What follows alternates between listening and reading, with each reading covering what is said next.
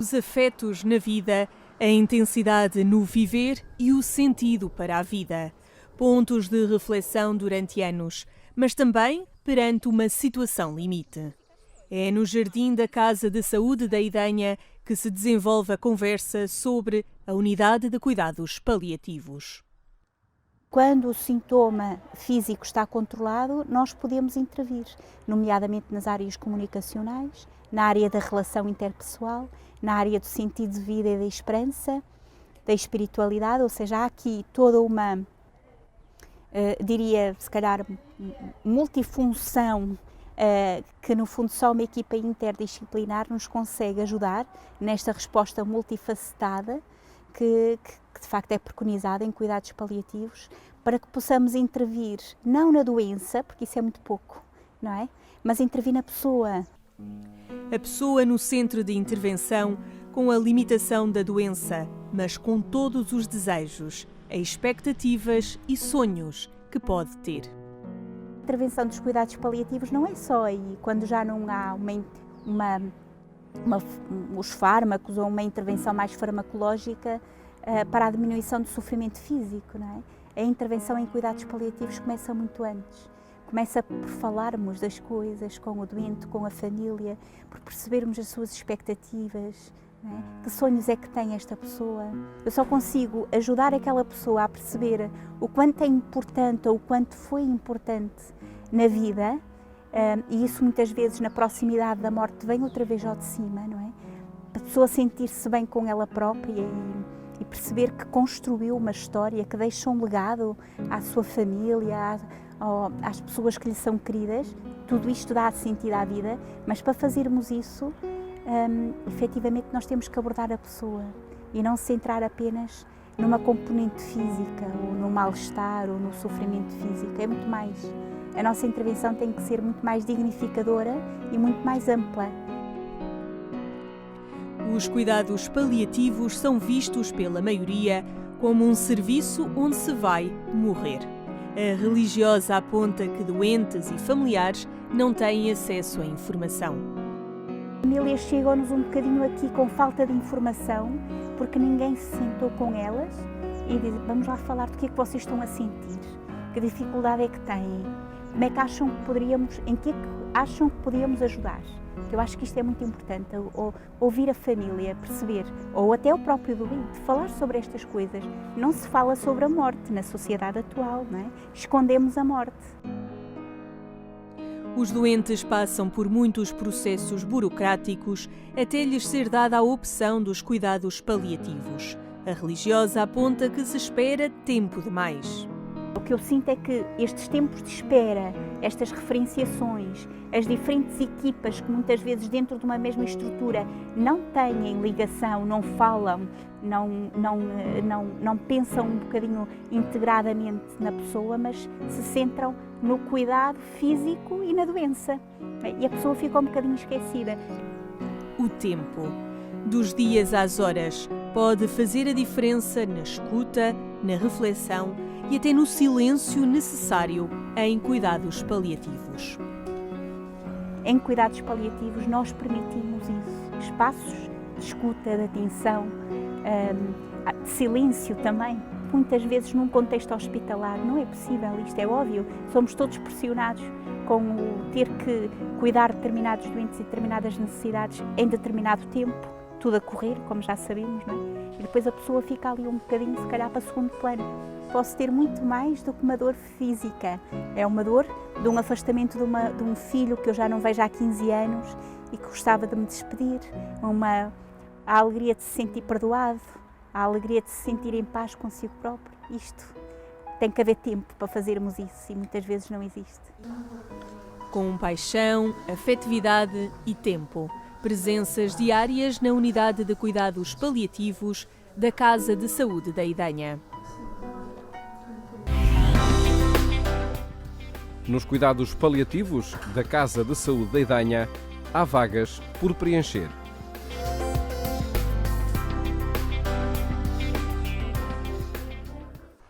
Das 10 camas contratualizadas pelo Serviço Nacional de Saúde, 5 encontram-se vazias neste serviço de cuidados paliativos. é algo que lamentamos bastante. Somos uma unidade que pertence ao Serviço Nacional de Saúde, apesar de estarmos integrados num instituto, mas que tem uma contratualização com o Sistema Nacional de Saúde. Temos 10 camas ao Serviço de Portugal e ficamos muito tristes. Aliás, estamos num quarto vazio, como pode verificar. São quartos humildes, numa casa humilde, mas que dá o melhor que a ciência tem em relação à medicina paliativa. O médico deste serviço aponta ainda que os doentes ali chegam tarde.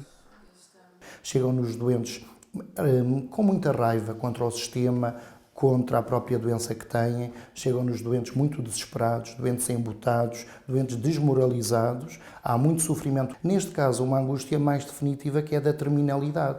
Sabem que têm doenças incuráveis e querem, no fundo, transitar pela vida o melhor possível.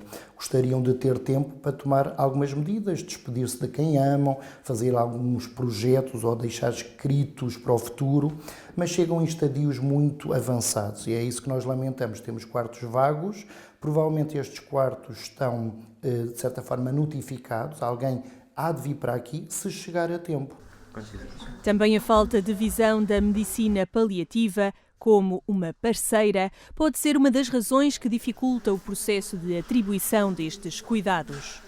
Perante uma doença crónica grave e que eu não sei ainda no diagnóstico se a pessoa vai ter cura ou não, apresentar o par da medicina paliativa, porque a medicina paliativa é a medicina também do controle sintomático, que não é só controle de sintomas físicos, é um apoio social, é um apoio espiritual, é um apoio psicológico e falta que as escolas médicas notabilizem a medicina paliativa como parceira e não aquela medicina que está no final do caminho, está presente logo ao início. O médico destaca ainda que a família tem de ser encarada como parte da solução. Neste tipo de internamentos, nós somos apenas uma parte da solução.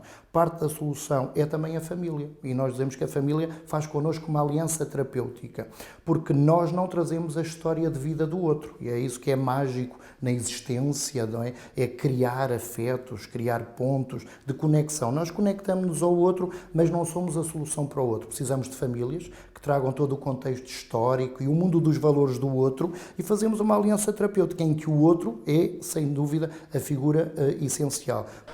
A família em aliança terapêutica com os profissionais de cuidados paliativos. O caminho para melhorar a qualidade de vida perante uma doença incurável. Na unidade de cuidados paliativos há um livro especial que dá alento aos profissionais.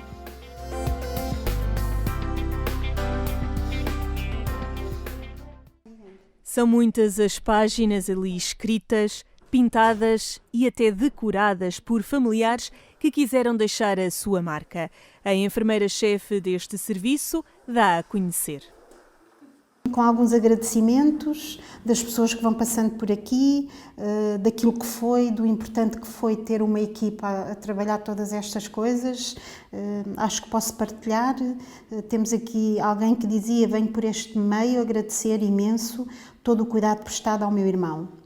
Toda a equipa foi excepcional, tanto no trato como no cuidado, tanto dos doentes como dos seus familiares. Um bem-aja do fundo do meu coração. Temos aqui outro testemunho.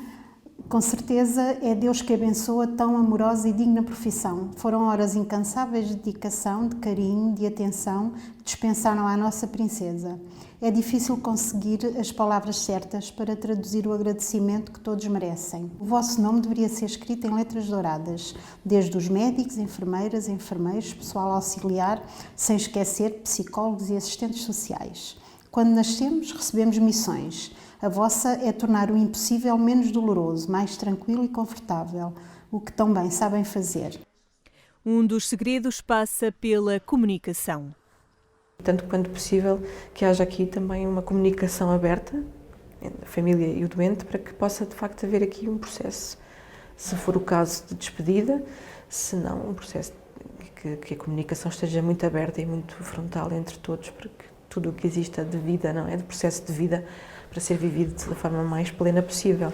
Porque nós sabemos que as defesas psicológicas muitas vezes também não nos permitem ver com alguma clareza aquilo que está realmente a acontecer. Portanto, Claro que o psicólogo tem um papel em que é fundamental essa sua atenção, porque é de facto a sua área, as relações, a comunicação, mas eu diria que todos os profissionais de saúde têm esse papel que é muito importante.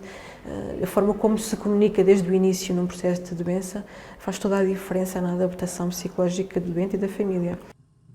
Os cuidados paliativos também é isto. Às vezes, pouco tempo para dar sentido à vida e olhar a pessoa.